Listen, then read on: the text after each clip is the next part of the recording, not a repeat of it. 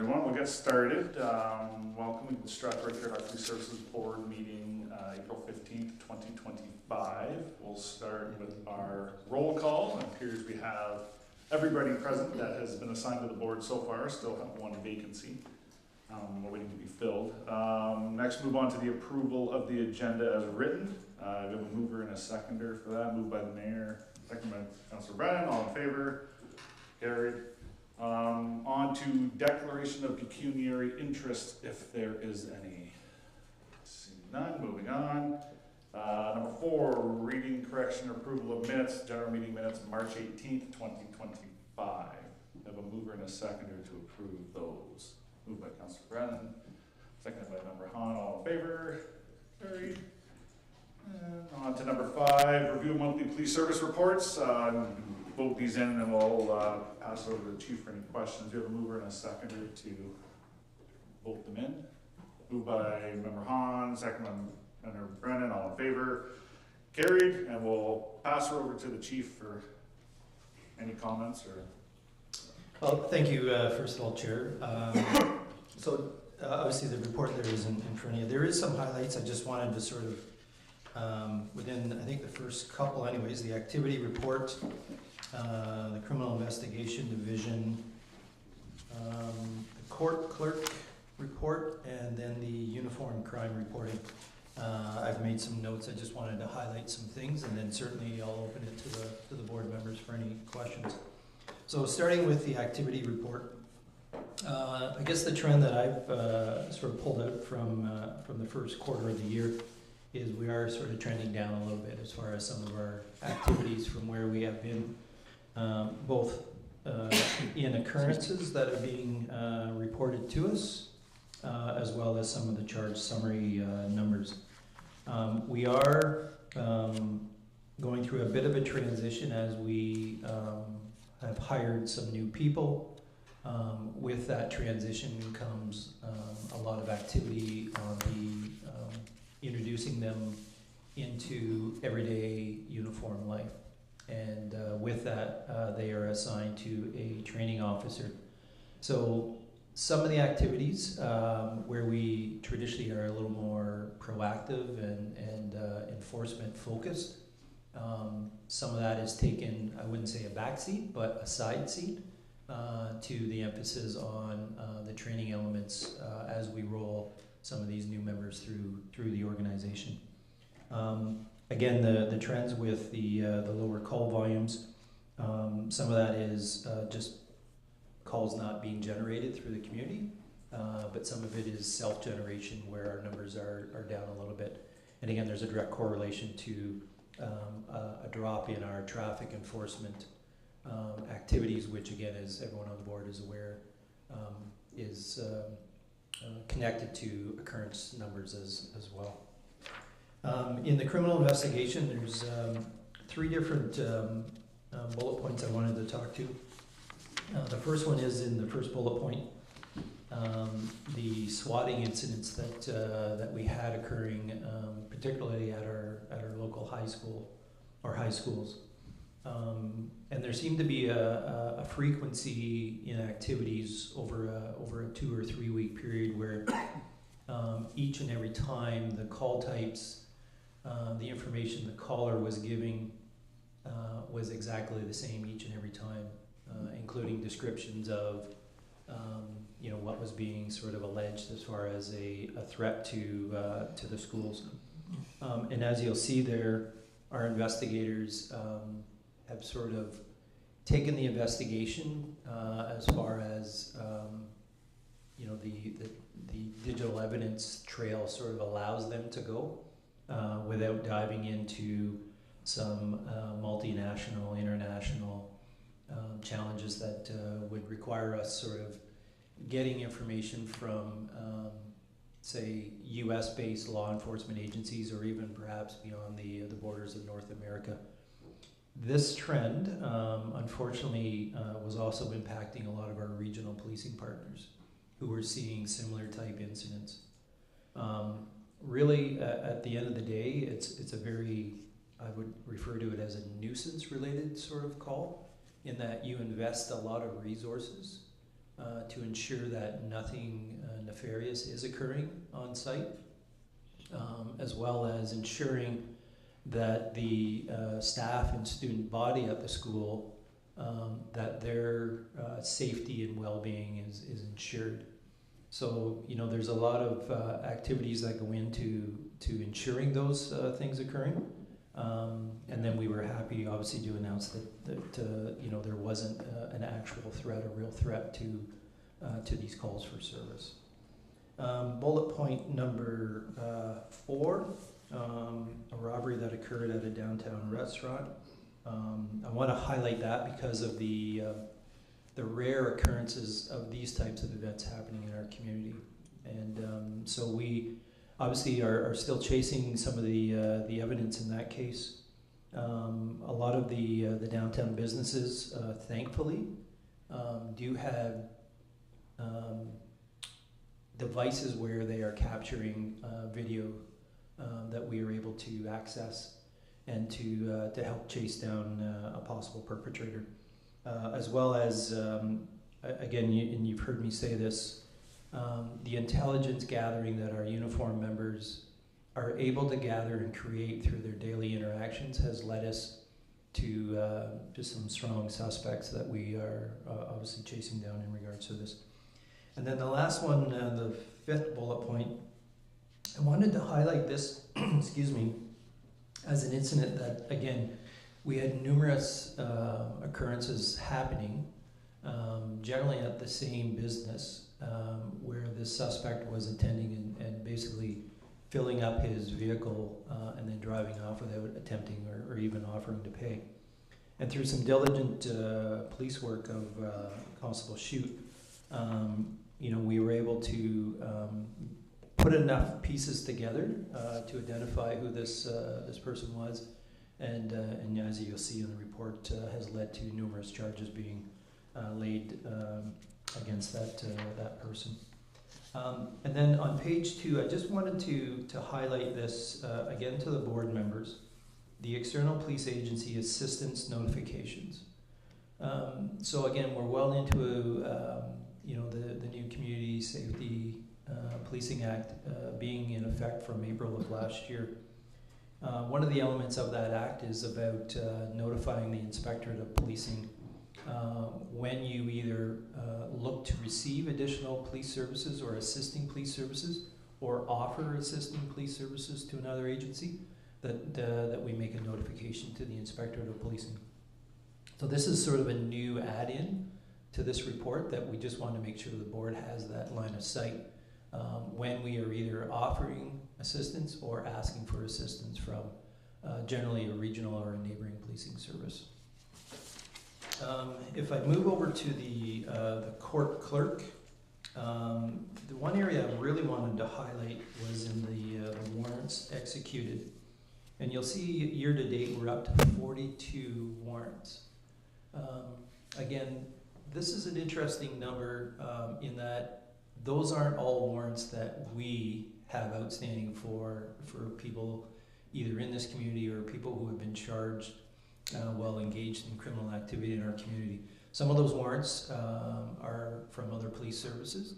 But again, I think it's a bit of a line of sight to some of the engagement that our members are having, and you know, either actively looking for or even just through traditional traffic stops or investigative work, coming across people that we know have warrants outstanding for them, and ensuring that we are actively participating in that judicial process of holding people accountable and bringing them back into the court system so that they can answer to their charges.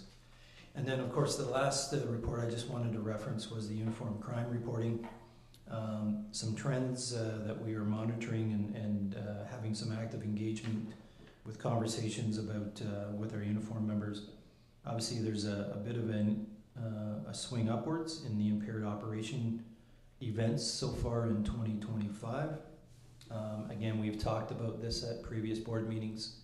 Some of it is coming to light because of the really great engagement we get from our community members who are calling in, you know, possible impaired drivers, suspected impaired drivers, And some of it has to do with the technology that the board has been very supportive of in allowing us to have the automated license plate readers that have identified possible other offenses that have led to traffic stops, which have led to impaired investigation occurrences, which if you didn't have the first domino fall, you may not have had that reason to initiate a traffic stop that led to the impaired.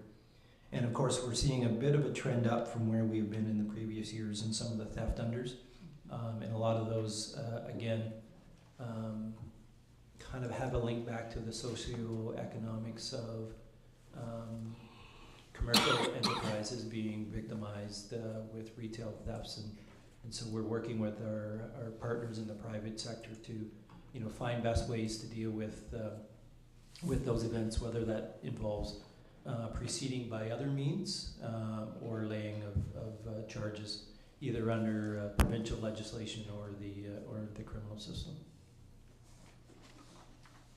Member Hahn has a question.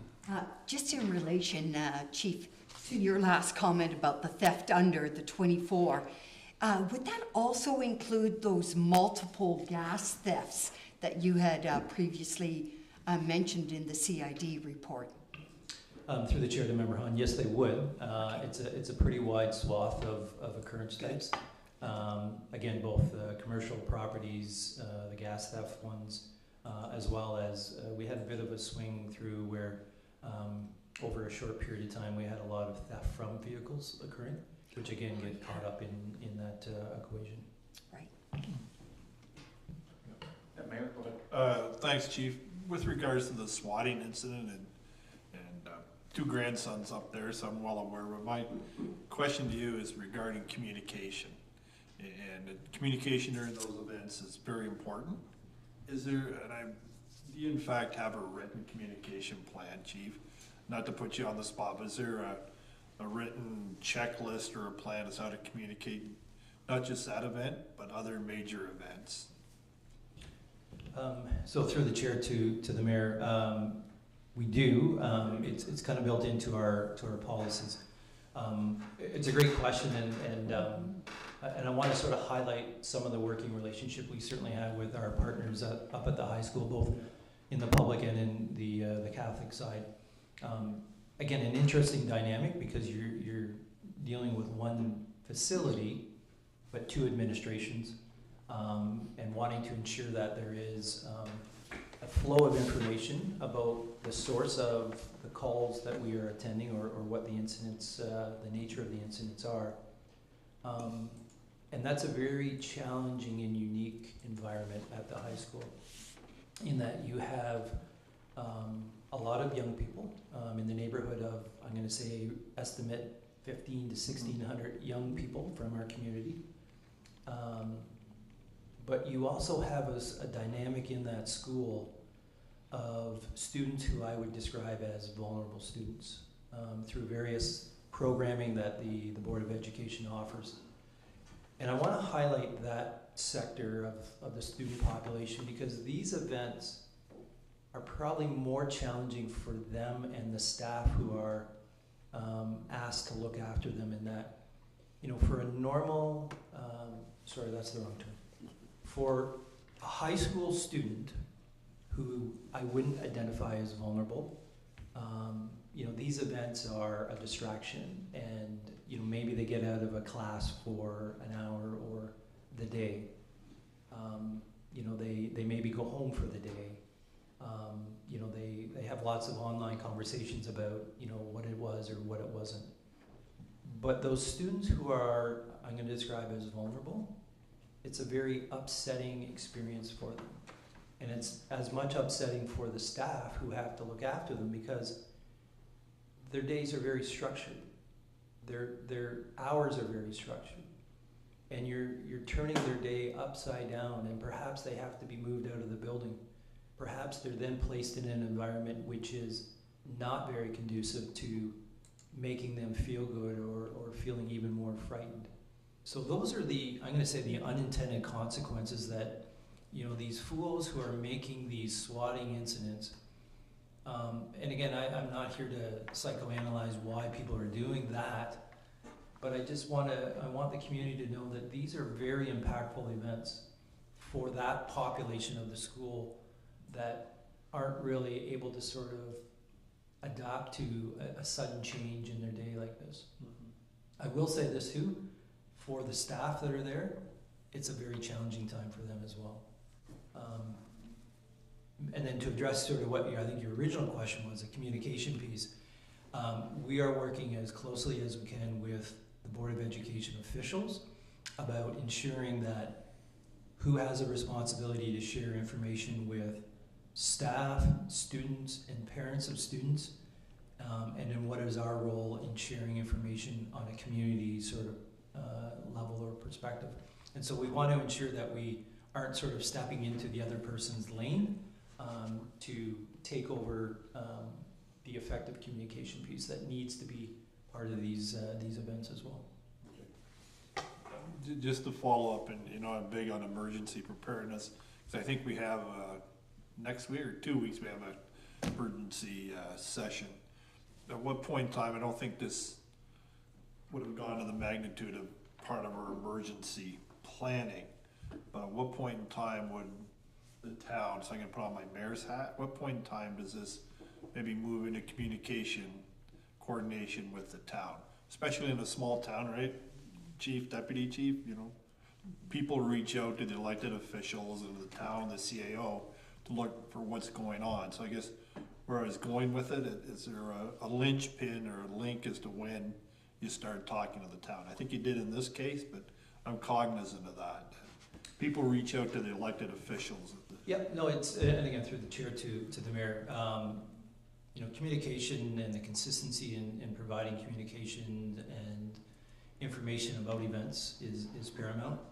I think that we sort of use internally in the organization a bit of a sliding scale as to the specifics of the event, the ongoing impact, and wanting to inform people at town hall about what is occurring. But a lot of it has to do with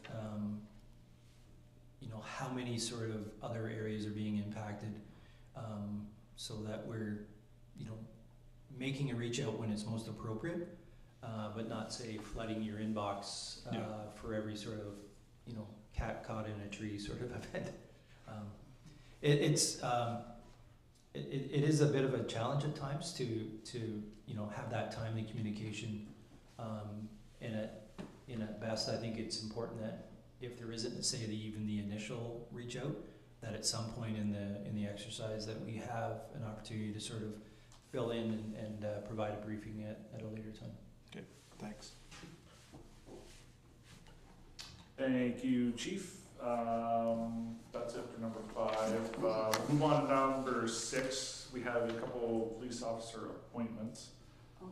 Sorry. Sorry. Do we have one? What side of the room's got? Sorry.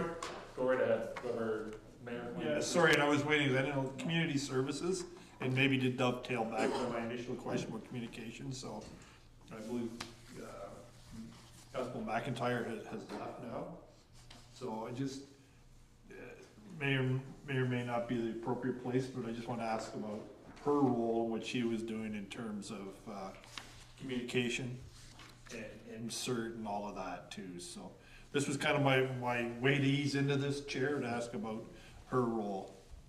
Yeah, so again, through the chair to the mayor, again, a great question, and certainly a topic that is very deserving of covering off and providing an update to the board.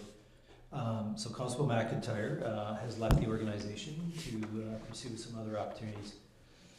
We have selected Constable Catherine Lockwood to fill in her role for both the MCERT, the community service, and the media.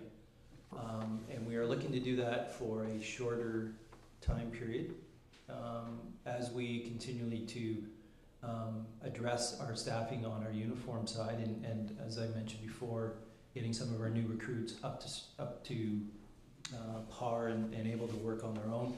Our goal is to split that role and to allow the MCERT position to be a standalone position, and then move towards a community service / media officer to focus on a lot of those, daily activities of, being an engaging figure in the community.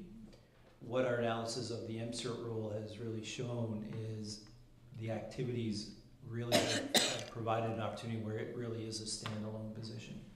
The amount of mental health calls and follow-up calls that we are dealing with, and the importance of that member and the MCERT worker being present at live calls is impacting both the media position and the community service position.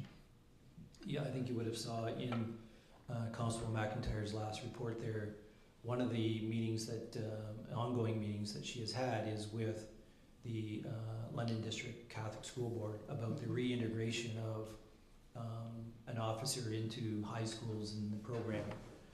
We're anticipating and expecting that the Thames Valley Board will also be moving in that direction, and we see that as a real great opportunity to have officers more visible in our schools, making connections with youth in our community, both at the secondary and the elementary level.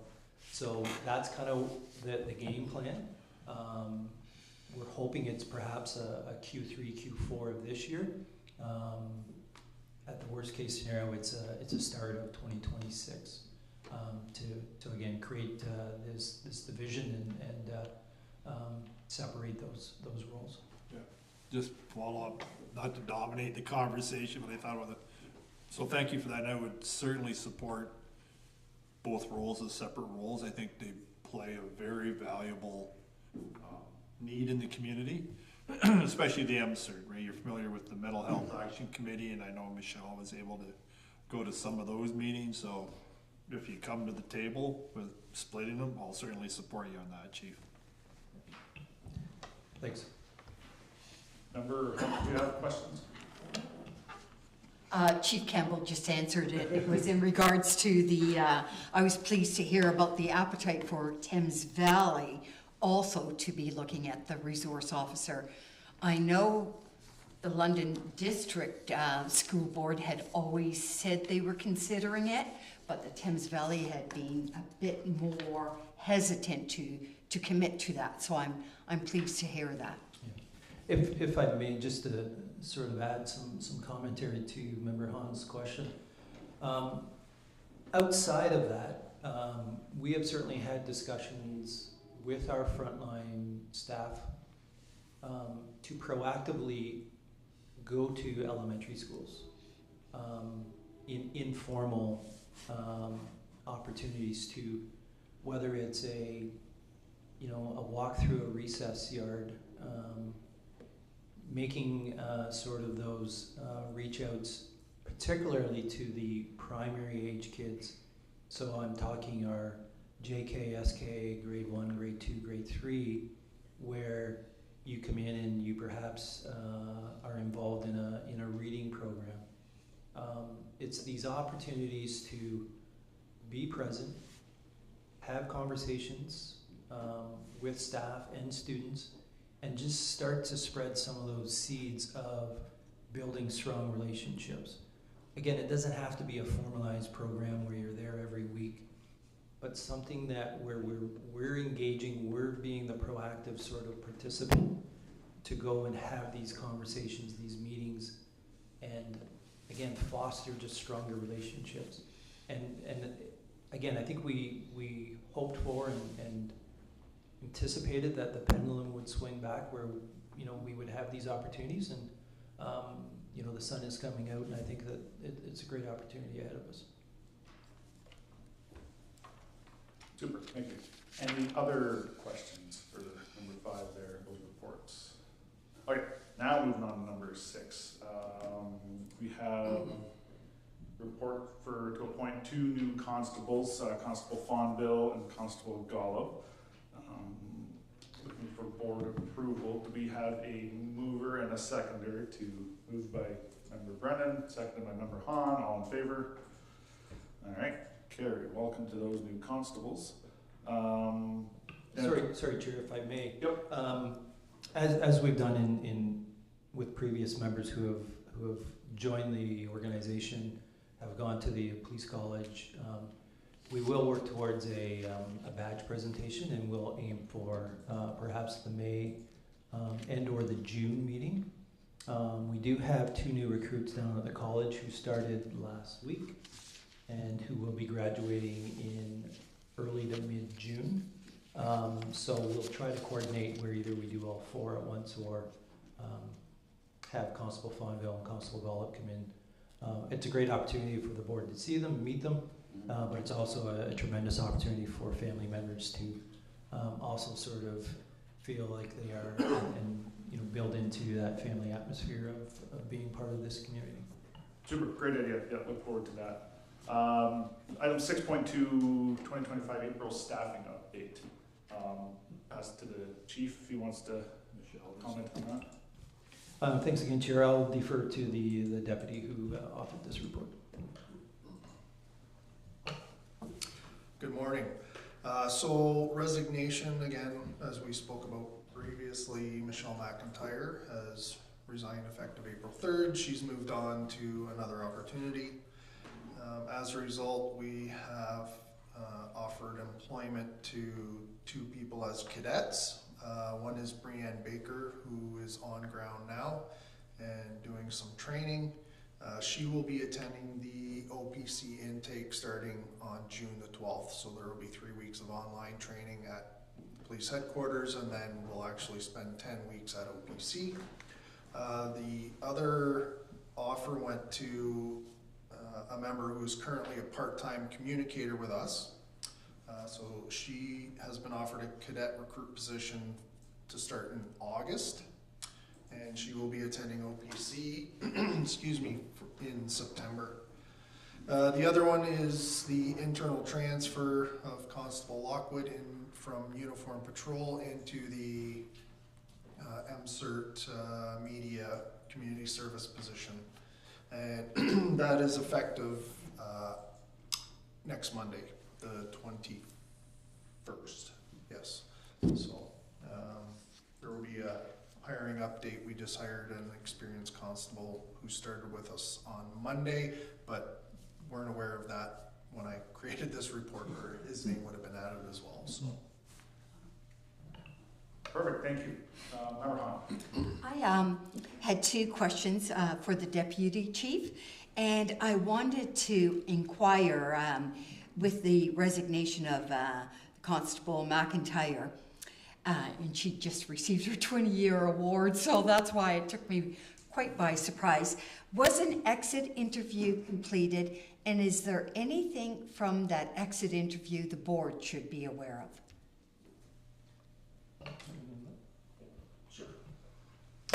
So to the chair, to Member Hahn, we had probably 2 or 3 individual exit interviews. I know I had one with her.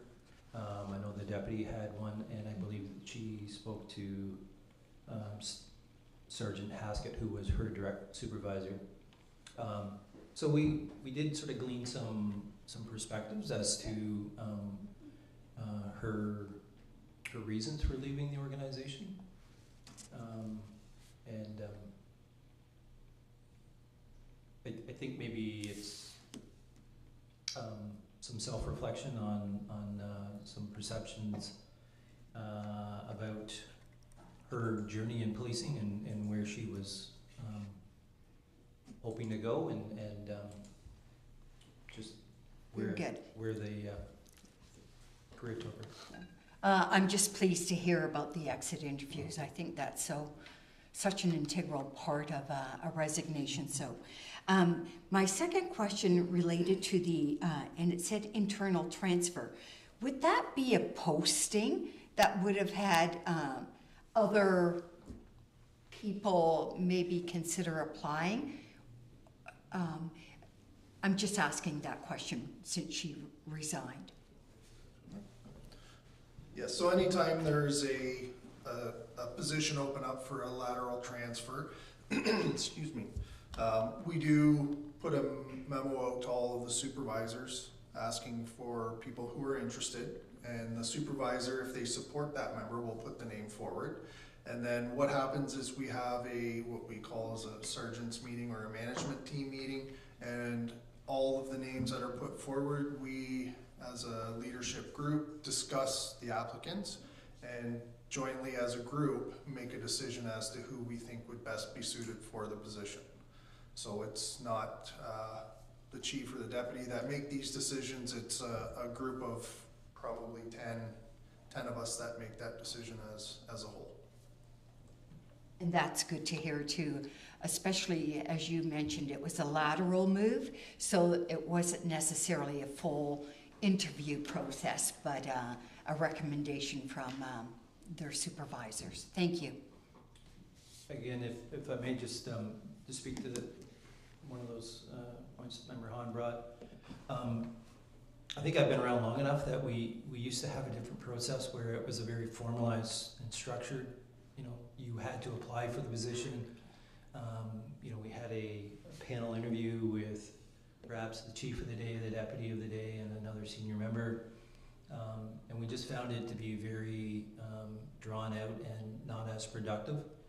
And that, you know, the size of our organization, if as a chief or as a deputy, if we don't have a sense of who our members are, where they're hoping to take their careers, then that's a failure on our part. The incorporation of, as the deputy mentioned, this engagement at a supervisory level, I think really creates a framework for teamwork where we have input from 9 to 10 different members, senior members, some of which have had a chance to supervise perhaps the member for a very short period of time, perhaps it's for a longer period of time. Perhaps if there's 3 or 4 names that are brought forward as a supervisor, maybe you've had a chance to supervise all of them. I think a downfall that I see in the previous system is you weren't building in all of that input from your supervisors to get a very wholesome perspective of who your members are. And then one other thing I wanted to sort of just touch on as well, and the deputy mentioned the hiring of a cadet that won't start at the college till June. So, you know, in our recruiting journey, it's a very competitive market right now for people entering the policing profession. And of course, there's some limitations at the police college about how many spots you can secure to send recruits down to the college. So we are generally seeing 2 spots for recruits. So we know that we can offer employment to 2 people, get them to the college. We know that there will be another intake in June. The challenge we previously had was if we didn't have a spot for this intake and we didn't make an offer of employment, those candidates that we feel very strongly about, we're probably going to continue in their journey and maybe get hired by another agency. Mm-hmm. So we've taken a position because of the budgeting approvals, you know, that salary money is there, the salary dollars are there. We have introduced sort of a on-ground training environment for a cadet to be with us for a month or 2 longer than we normally would have been. But we feel, one, it secures, we're not going to lose them to another organization. It gives them some line of sight to some of the activities in policing, because it's a challenge. If you've never sort of been in the field and you get hired by a police service and a month later you're at the police college, that's a big bite to take. So we're taking the approach where we have enough activities, enough training opportunities in that 2 or 3 month window, and we feel that the officer, in this case, Cadet Baker, will be in a much better position when she lands on ground at the police college in June. Very good. Super, thank you. So next step, we didn't vote to take that report. Yeah, vote to receive that report for information. We have a mover by Member Brennan, seconded by the mayor. In favor? Carried. Okay.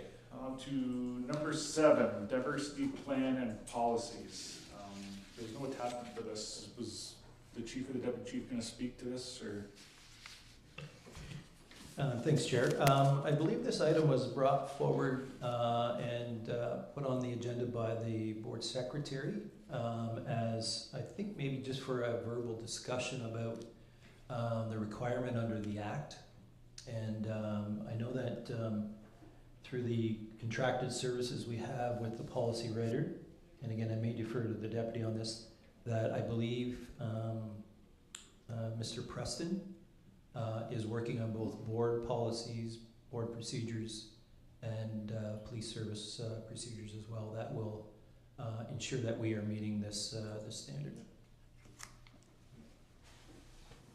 Mayor. No, I think that's what it was, right? Just an update on getting all our policies written, so.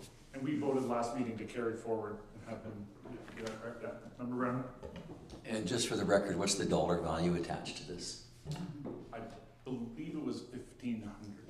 Yes. That's what my records indicated. That's what I heard. Could that be in that motion, though? Or direction, sorry? To approve the dollar value, oh, sorry, remember. Or to have with an estimated amount of approximately 1,500. Could we have that in there? Because I did have to look that up again. Okay. People last meeting will to approve. So we didn't vote to approve it? Okay. Oh, that's why Jen just lost the motion.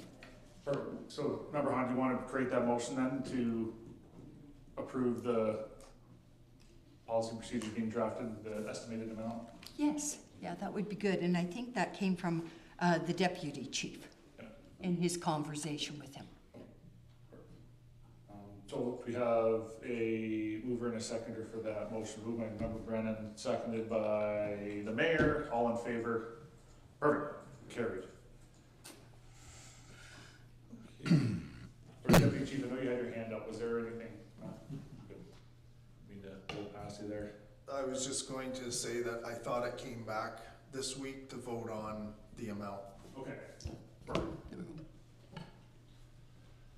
Moving on, inquiries or comments by members. We'll start with Member Brennan to the right. I got a question. It's biking weather. Do we still have police patrols on bicycles occasionally, or do we have a couple of bikes around? Just I know I've seen it before, but I figured I haven't asked many questions today, so I'll ask the question. So through the chair to Member Brennan, we do. We have an inventory of 4 bicycles. We have I'm going to use the word smattering of biking equipment for members. And again, we've certainly have made that offer available to any member who has an interest. And we will be pushing that this is an activity that we get a little more consistent at offering, because I think there's a lot of benefits. There's a lot of benefits to the community in that they see and there's I think a greater engagement with staff.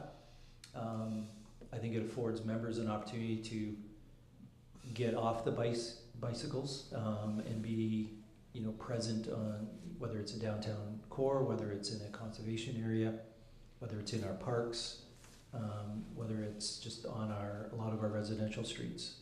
It breaks down the barrier of the police vehicle and it humanizes, I think, those in the profession. Well, in addition, I agree 100%, and for all those reasons, I just think it's just on a nice summer evening, police officer rides down your street when the kids are all out on their bikes and they stop and have a chat. I think that's what this community is about, and I'd really encourage it. I think it's a lovely program, and it's just something that maybe if it's less passive and maybe more active in terms of promotion at headquarters. I just think it's not something that has to happen all year, but during the biking season, 3-4 months we got daylight saving time, and the kids are out of school. I just think it's a really nice fit, and it's a great piece of PR outreach to the community. We talk about having a police presence in the schools, but on the streets when the kids are playing on their bikes, I think that goes a long ways, and I'd really encourage it. So thank you. So just guess that time's out. So three sort of top ups to that. A couple years ago, we had Constable McIntyre and our MCERT worker both out on bikes. And at that time, it was a great initiative and opportunity to connect with some people who have had some challenges with, homelessness and addictions and such. With the inventory of bikes, we do keep a couple in Mount Bridges, so that we have an opportunity that a member can park a car, get on a bike, and certainly make themselves available in that community, as well as, we could put one down in Melbourne as well and create that. The other opportunity it presents, certainly as we get into the summertime, we run an annual program where we offer vouchers for kids that we come across that are wearing helmets. And I think it's a strong program that if an officer is out on a bike wearing a helmet, comes across a youth in our community or a young person in our community riding a bike with a helmet, it's a do as I do, not as I say sort of opportunity. Super. Member Hahn. The only comment, and I appreciate your comment about the biking aspect, and really pleased to hear it's also in Mount Bridges. And going back to our conversations previously, is there any update at looking at the Mount Bridges site for the police services? Any further updates? Through the chair to Member Hunt, I don't have an update for you today. I'm chairing a management team meeting tomorrow for the municipality, and you'll hear a little bit later about some of the IT functionality issues. I think that we need to sort of ensure that we deal with the one element before we maybe bite into Very good. something else that isn't attainable in the very, very short period. Sure. In regards to Okay. technologies and secondary locations. Perfect. Mr. Mayor. No, I didn't have anything, just thank Councilor Brennan for bringing up the biking. And thank you for mentioning Melbourne. All 100 people will be thankful for that, but just to hear there's even possibility of something at Mount Bridges, and we talk about the divide, in any community events at Lions Park, I think it's tremendous initiative. So thanks to Councilor Brennan for bringing that up. If I could, Chair, through the mayor, if I leaned on my family's history in the horse business, maybe we could get a horse in a harness buggy and we could just jog around the track in Melbourne. And my cousin from an extended cousin, John Campbell, maybe we'll be able to sort of race anyone who wants to take him on. I have been around that track in Melbourne. Perfect. Chief or Deputy Chief, any inquiries or comments? I'm just gonna go back to the bicycle patrol thing. The chief wasn't at briefing this morning, I was, and there was a conversation from one of our newer members about bicycle patrol. So they're actually bringing it to us as well, including some of the newer members. Perfect. Chief, anything? Nothing for me, thanks. Super. Only comment I have, just a reminder, the 08 PSB Spring Conference is coming up June 3rd to 5th. Yes. I encourage everyone to try to go. It's in London this year, so it's very close. Looks like they got some good sessions scheduled too, so hopefully everybody can make it. Okay, moving on. Gonna move in camera session to discuss one item in accordance with the municipality's procedure bylaw to approve in camera meeting minutes. 2 items pursuant to section 44 sub 2B of the Community Safety and Policing Act 2019 as amended regarding personal matters about an identifiable individual, including members of the police service or any other employees of the board. Do we have a mover and a seconder to do that? Moved by Mayor Grantham, second by Member Hahn. All in favor? Carried. May I ask the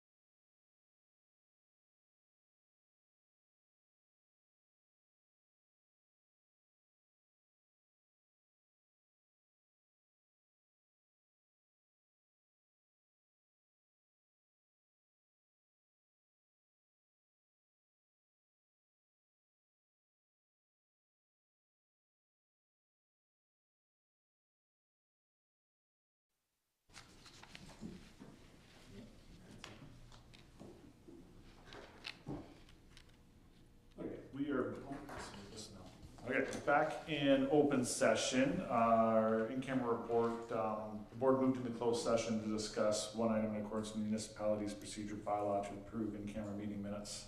And then 2 items pursuant to section 44, sub 2B of the Community Safety and Policing Act 2019 as amended regarding personal matters about an identifiable individual, including members of the police service or any other employees of the board. Moving on, schedule of meetings.